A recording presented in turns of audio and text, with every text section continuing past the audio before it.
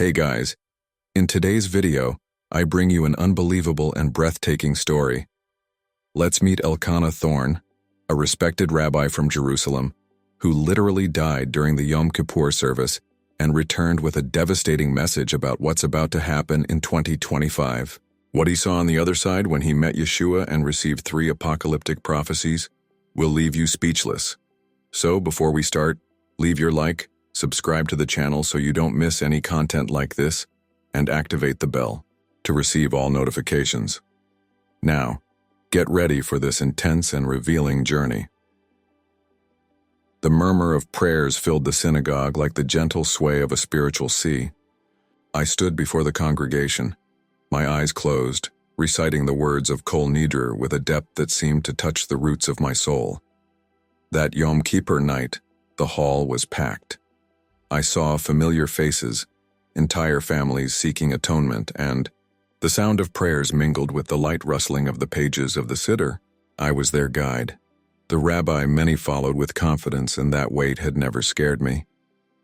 Until that moment. Suddenly, a sharp pain shot through my chest. At first, I thought it was just tiredness, but the pain intensified, as if an invisible hand was squeezing my heart tightly. My fingers gripped the pulpit. "Adonai," I whispered, but my voice was weak. I felt my legs give way and the world around me began to spin. Fall. The impact against the marble was like thunder. Everything around seemed to dissolve into a fog. I heard shouts, rushing footsteps, the sound of chairs being pushed. I opened my eyes, but my vision was blurry. I saw my son, Nathaniel, his face a mix of panic and pain. Father, listen to me." He pressed my chest, his warm hands contrasting with the cold that took over my body. Suddenly, everything was quiet. It was as if the sound had been ripped from the environment. I saw myself there lying on the ground, but I was also above, watching everything. There was no fear, just a strange curiosity. I saw the paramedics come in. The sound of the defibrillator cut through the silence and my body arched from the electrical shock, but I didn't feel anything. I was just a spectator, a shadow of myself. It was then that I realized I was dead. My heart, my mind, everything was still, except my conscience. And instead of darkness, I felt an indescribable lightness. An invisible force began to pull me, not physically, but as if my very essence was being drawn away. The sensation of being pulled was both gentle and irresistible. There was no resistance possible. It was as if my soul were a leaf in the wind being carried by an invisible current. Everything around me was a pulsing void, but it wasn't scary. On the contrary, there was a strange peace, a complete suspension of time and space. The tunnel that surrounded me was not made of walls, but of pure consciousness. I didn't walk, I didn't float. I was simply carried along. Every moment, the colors around me changed, like a watercolor mixing in water. Shades of gold, blue, and white merged, creating a scene that could not be described in earthly terms. I heard sounds, but they weren't exactly notes or voices. It was as if the universe itself whispered, and each sound seemed to form words in ancient, primitive, almost archaic Hebrew. It was a language that I had never studied, but that somehow I understood. The words touched my mind, conveying deep meanings and unquestionable truths. My consciousness expanded and contracted at the same time. I remembered my childhood, my mother singing Shabbat songs, my bar mitzvah, the first sermon I preached as a rabbi. Each memory seemed charged with a greater purpose, as if invisible threads connected each moment of my life. I saw faces, some familiar, others strange, all watching me with expressions ranging from love to curiosity. It was then that I saw the lights.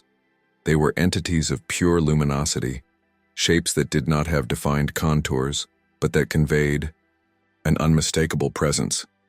I immediately felt that they were not angels in the traditional sense. They did not carry flaming swords, nor did they have wings.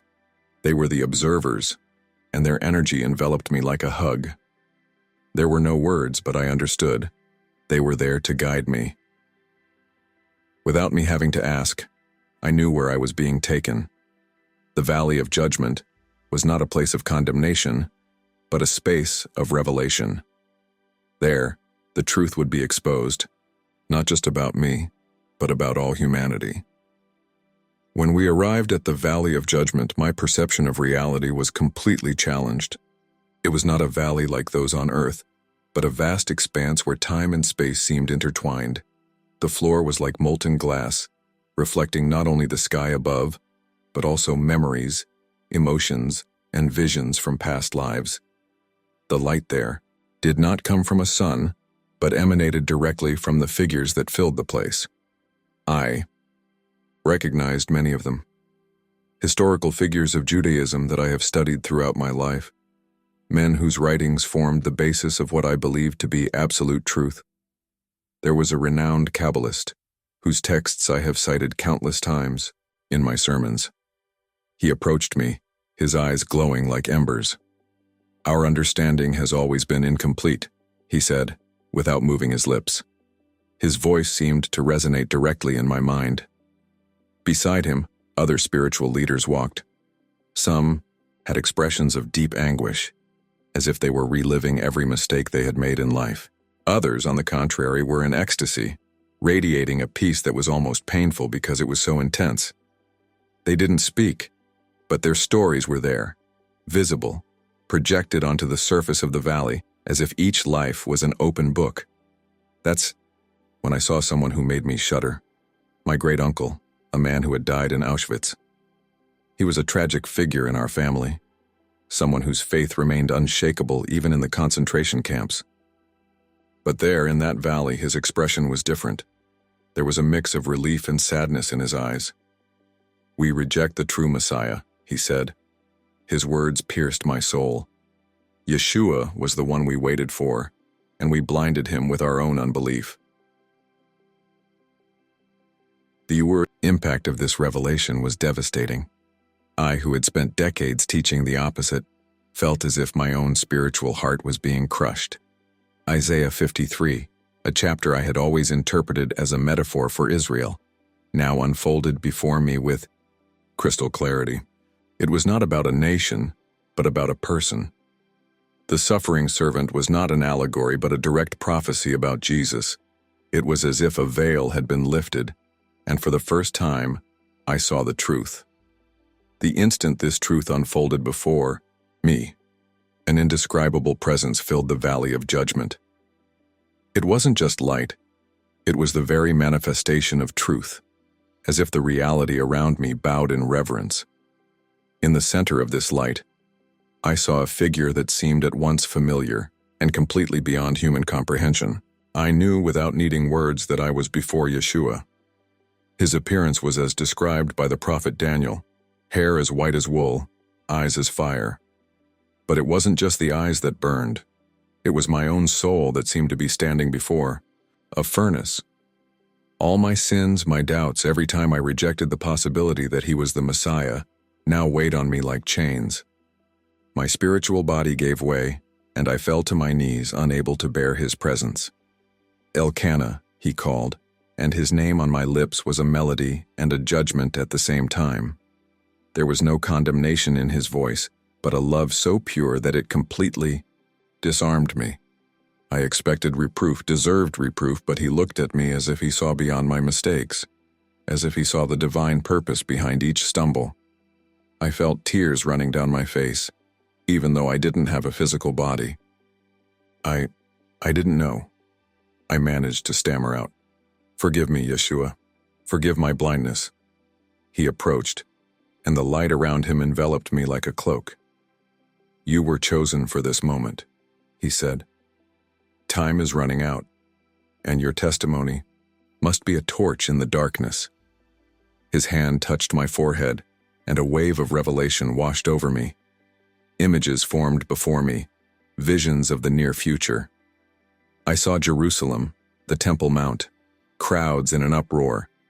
I saw a charismatic figure emerging, performing signs and wonders, and I saw people prostrating themselves before him. I felt a chill run down my spiritual spine as I realized that this man was not who he said he was. "You must warn them," Yeshua continued. "There are 3 prophecies that need to be revealed. Many will be deceived, but those who hear the truth can be saved." I absorbed every word like a thirsty man in the desert. My heart, even spiritual, seemed to beat again, moved by the urgency and the mission entrusted to me. The visions continued to unfold before me, each image more vivid and terrifying than the last. Yeshua not only showed me what was to come, but also made me feel the gravity of each event. I wasn't just a spectator. It was as if each prophecy burned into my soul, leaving permanent marks. The first vision took me to the Temple Mount in Jerusalem. I saw archaeologists at work, their brushes removing layers of dust and dirt. Suddenly one of them found something. A structure, perhaps, or an ancient inscription. The air around me seemed to vibrate, and I knew this discovery would shake the foundations of not only Judaism, but Islam as well. I saw crowds gathering, religious leaders debating, and in the midst of it all, a profound silence, like the moment before the storm. "This discovery will bring a false sense of peace," Yeshua explained, "but it will only be the beginning of the deception." The second prophecy revealed itself as an illuminated stage. A charismatic figure emerged, a man who radiated confidence and authority. His voice was mellifluous, his words enchanting. I saw him healing the sick, performing signs and wonders. I saw rabbis, imams, and spiritual leaders of all faiths bowing before him, but my spiritual eyes saw beyond the surface.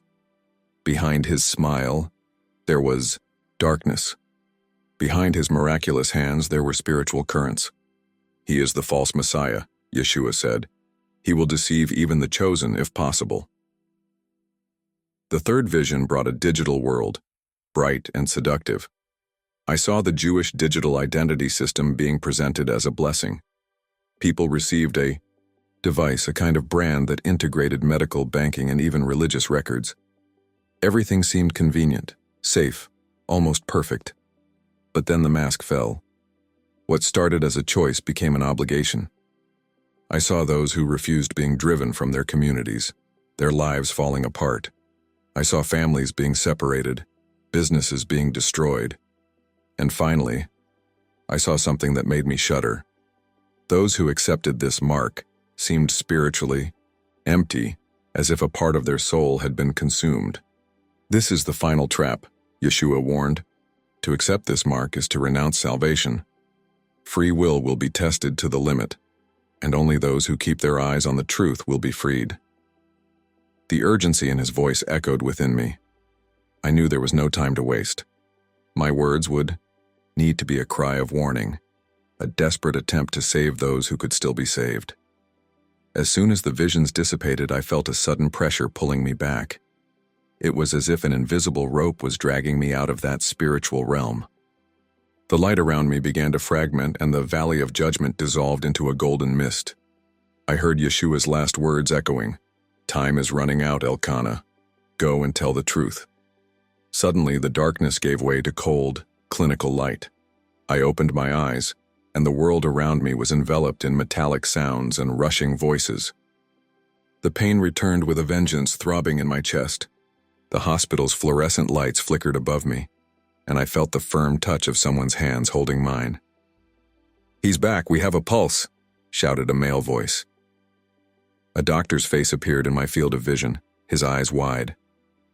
"Rabbi Thorne, you gave us quite a scare," he said, relief evident in his expression.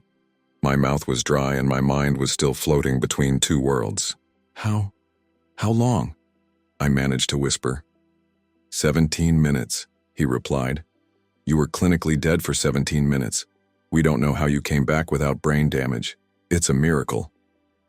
But I knew. It wasn't just a physical miracle, it was a spiritual calling. Every cell in my body vibrated with the urgency of the message I had received. I needed to speak, I needed to warn, but when I tried to get up, the strength left me. The weight of the world seemed to have settled on my chest, not just because of the pain of the heart attack, but because of the crushing responsibility I now carried. The following days were a mix of confusion and preparation. My family came to visit me, but I saw fear in their eyes. My son Nathaniel kept his distance as if something about me bothered him. "Dad, you need to rest," he would say. But I knew what he really wanted was to avoid hearing what I had to say. Finally, I gathered the strength to speak. I told about my experience, about the Valley of Judgment, the Watchers, and the encounter with Yeshua. The words came out like a torrent, each detail a flame burning on my tongue. But as I spoke, I saw my wife Leah's face harden. Nathaniel shook his head in disbelief. When I finished, the silence was so thick I could hear the sound of my own heart. "That's blasphemy," Leah finally said, her voice as cold as marble. "You've gone crazy, Elkanah." I realized then that my return to life would not be a rebirth, but the beginning of a painful journey of loss and isolation. The rejection was immediate and relentless. What started as concern quickly turned into distrust. My own family looked at me as if I were a stranger, an intruder in my own life. Leah, my wife, avoided eye contact, and Nathaniel withdrew whenever I tried to speak. The synagogue, which for decades had been my spiritual home, now saw me as an outcast. Jewish community leaders gathered. I was called to an emergency meeting. I sat before the rabbinical council. Men who had previously greeted me with respect now looked at me with a mixture of pity and disgust. "Rabbi Thorne," the council president began, "the stories you are telling about Yeshua are dangerous. You are sowing confusion among our people." "I only report what I saw," I replied, my voice weak but firm. "I know it seems impossible, but I was dead. And in death I found the truth. The prophecies, they are coming true. We need to prepare." One of the younger rabbis, someone I had personally mentored, stood up. "With all due respect, Rabbi, this sounds like delusion. Maybe the medication or the trauma." His voice was drowned out by the hubbub of the room. I tried to argue. I tried to bring scripture into the debate. I spoke of Isaiah 53, of Daniel 9, of Zechariah 12. But each word seemed to sink into quicksand. At the end of the meeting, the verdict was clear. I was removed from my position. My books, which were once required reading in rabbinical schools, have been taken off the shelves. My classes were canceled. I had become a shadow. At home, things were no better. Leah started sleeping in another room. Nathaniel even avoided looking at me. One afternoon, when I returned from the market, I found my bags at the door. Leah was standing in the doorway, her eyes swollen from crying. "Elkanah, please, go away. You need help. We can't go on like this." I felt the ground open beneath my feet. The street seemed to swallow me. Carrying only one suitcase, I walked, aimlessly. My reputation, my family, my faith, everything was crumbling around me. But even in the midst of the pain, a flame persisted inside me. I knew I needed to continue. The testimony I carried was greater than the price I was paying. I wandered the streets of New York, a homeless and aimless man. The city lights twinkled like artificial stars, but I felt lost in an endless night. The cold bit my skin, but the real ice was in my soul. I started sleeping in shelters, feeding on donations while my mind was buzzing with the visions I received. Yeshua's words echoed in my head. "Time is running out." I knew I needed to speak up, but every attempt resulted in closed doors and dismissive looks. It was during this period of desolation that I met Miriam Goldstein. She was an investigative journalist, skeptical and pragmatic. I met her in line at a soup kitchen. He had a notepad, interviewing people for a story about the homelessness crisis.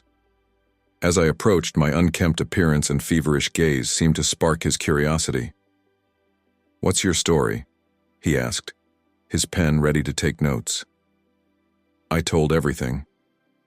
From the heart attack on Yom Kippur to the Valley of Judgment. I talked about the Watchers, the encounter with Yeshua, and the prophecies. At first I saw skepticism in her eyes, but as I detailed the visions, something in her changed. "You don't seem crazy," she said, closing the notebook. "You seem convinced." Miriam decided to investigate. She took me to her small newsroom, where she began looking for connections between my vision and recent events. That's when we found discreet news, almost buried on an archaeological site. An excavation on the Temple Mount had begun weeks earlier. "If what you say is true, we need to prove it," she declared, her eyes shining with a mixture of fear and excitement.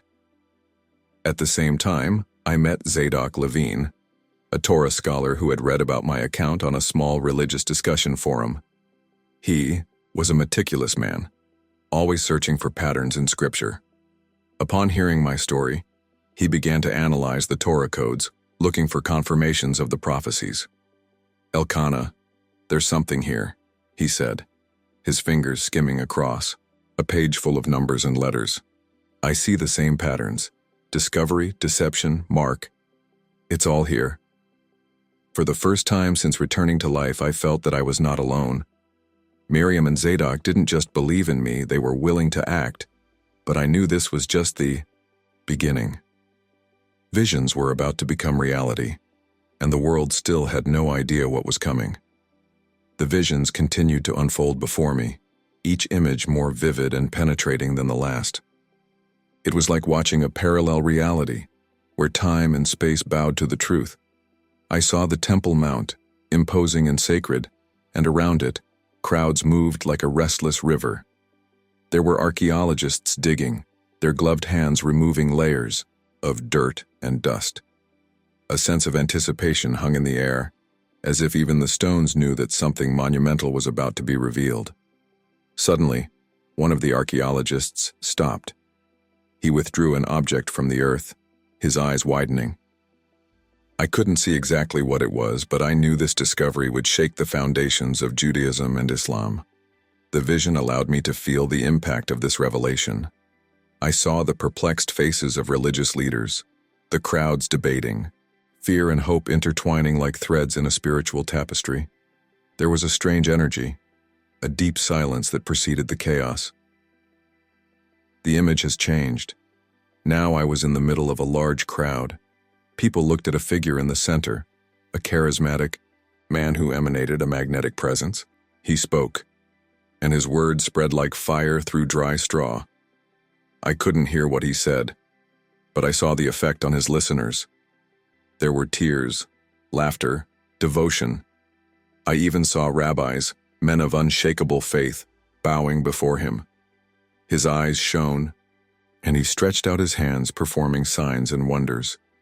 But beyond the surface, I saw the truth. His aura was not one of light, but of subtle darkness, a deception masquerading as a miracle. I was then transported to a modern, almost futuristic environment. I saw devices being distributed, a kind of chip, a small implant that people received without hesitation. An authoritative but reassuring voice explained the benefits of that technology. Everything in one place, it said. Security, health, identity. People smiled as they accepted the mark, but I felt a spiritual emptiness settling in them, as if each acceptance was an exchange, a part of the soul for material comfort. The last vision was the most terrifying. I saw those who refused the device being marginalized.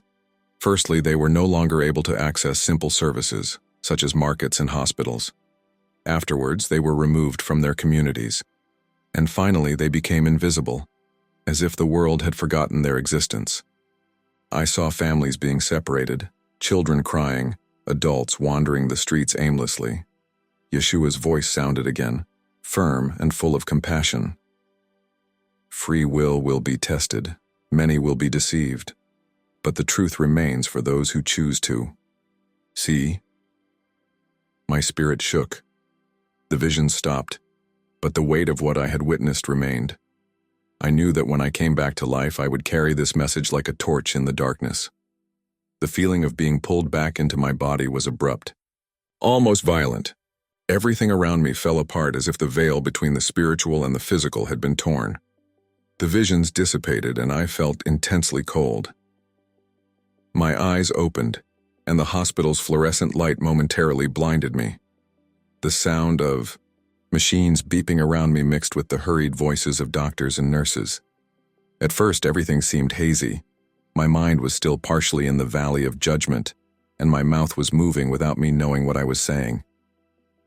Yeshua, Watchers, the valley, oh, I whispered as a nurse held my hand firmly. Mr. Thorne, you're back. Breathe slowly. It's okay now. But nothing was fine. The weight of the mission given to me pressed on my chest more than the heart attack itself. I was clinically dead for 17 minutes, and yet my mind was clear, my body intact. The doctors called me a miracle. I knew it was more than that. It was a calling. I hadn't just come back to life. I had been sent back. The first few days in the hospital were confusing. My family came to see me, but I saw the fear in their eyes. My wife, Leah, held my hand, but there was an emptiness in her touch. Nathaniel, my son, stood aloof, his eyes full of doubt. Dad, do you know where you are? He asked once, and I nodded. Do you remember what happened? I died, I replied, and the words came out dry, as if the air itself carried the taste of the other world. And I saw the truth, Nathaniel. I saw Yeshua. His expression hardened. Dad, please don't start with that. The doctors said you might have post-cardiac arrest hallucinations. This is common. We need to take care of your mental health. I tried to explain. I told about the valley of judgment, the watchers, the prophecies. But the more I talked, the more he moved away. Leah began to cry softly, and the silence that followed was more painful than any verbal rejection. I knew I was losing my family, but I also knew I couldn't stop. The truth needed to be told, even if it meant being alone. Visits became increasingly rare. When I was finally discharged, there was no one waiting for me. I walked the streets of New York, each step echoing as a reminder of the gulf between the world I had seen and the world I now lived in. But even in the midst of my despair, Yeshua's voice still resonated in my soul. Go and tell the truth. The reality of my new life hit me like a cold storm. The doors that once opened reverently were now locked to me. My synagogue, the place where I preached for decades, had removed my name from the walls. My photos, which once adorned the halls, were replaced with the faces of other rabbis as if I had never existed. My reputation, built with years of study and dedication, crumbled in a matter of days. I tried to speak.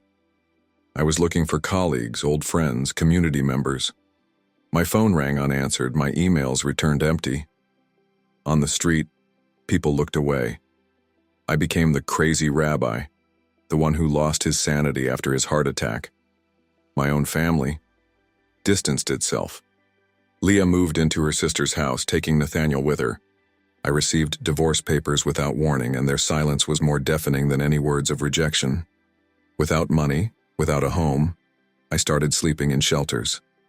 My beard grew, my clothes wore out, and I found myself alongside those society preferred not to see. But even there, I kept talking. I shared my story with anyone who would listen, even if most just shook their heads and walked away. It was on one of these nights that I met Miriam Goldstein. She was an investigative journalist always looking for a story. When she approached me in line at the soup kitchen, her voice was a mix of curiosity and suspicion. "Do you have anything to say?" he asked, holding the recorder almost defensively. I told him everything, from the heart attack to the meeting with Yeshua, through the visions of the Valley of Judgment and the prophecies for 2025. She didn't interrupt me. When I finished, Miriam turned off the recorder and remained silent. "You don't seem crazy," he finally said. "But if what you say is true, we need proof." From that day on, Miriam became my ally. As I continued preaching on street corners, she began to investigate. Together we met Zadok Levine, a Torah scholar who had heard my account through a small online community. Zadok was different. Instead of judging me, he began to look for prophecies in the scriptures. His sharp mind connected dots I had never considered. "The codes of the Torah point to imminent events," he said, showing a page filled with numbers and letters. "Discovery, deception, mark, it's all here." I knew that little alliance was my only hope. Miriam, with her investigative skepticism, and Zadok, with his tireless search for the truth, were the flames that could keep the message alive. But the path ahead was still hazy, and the world seemed closer and closer to the precipice I had seen in the Valley of Judgment. With Miriam and Zadok by my side, the urgency of my mission intensified. Our lives became intertwined in a never-ending search for the truth. Miriam investigated ancient documents, talked to experts, and followed leads about the Temple Mount. Excavation. Zadok spent hours immersed in sacred texts, deciphering codes and connecting prophecies with current events. And me? I preached on street corners, in shelters, in clandestine meetings. Any ear willing to listen was an opportunity to sow the truth. Every day the visions I had in the Valley of Judgment seemed closer to being realized. Miriam brought worrying news. The excavation on the Temple Mount was progressing quickly, and the authorities were maintaining absolute silence about the findings. "They're hiding something," she said, her eyes tired but determined.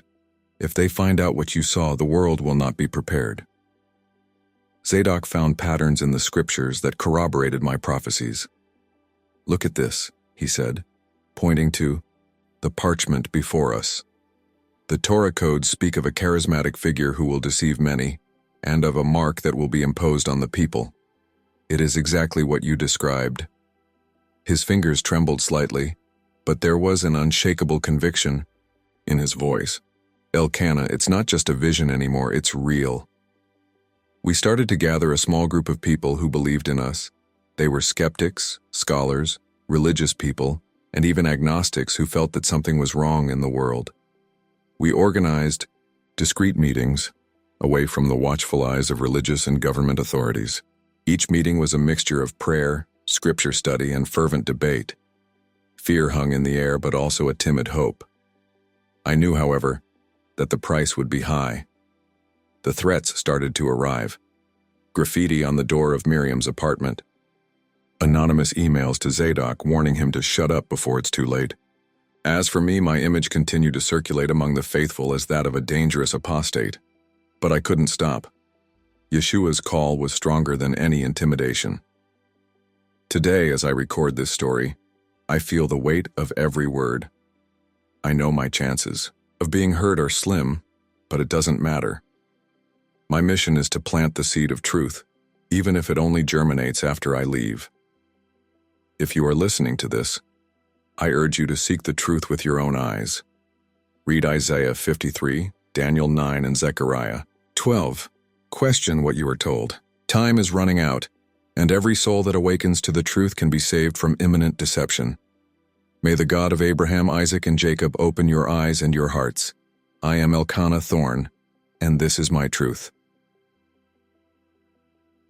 If you like this beautiful, spiritual testimony, leave a like, comment on your impressions, subscribe to the channel, and don't forget to activate the notification bell to watch each new video and help us spread this message to a greater number of people. Until next time,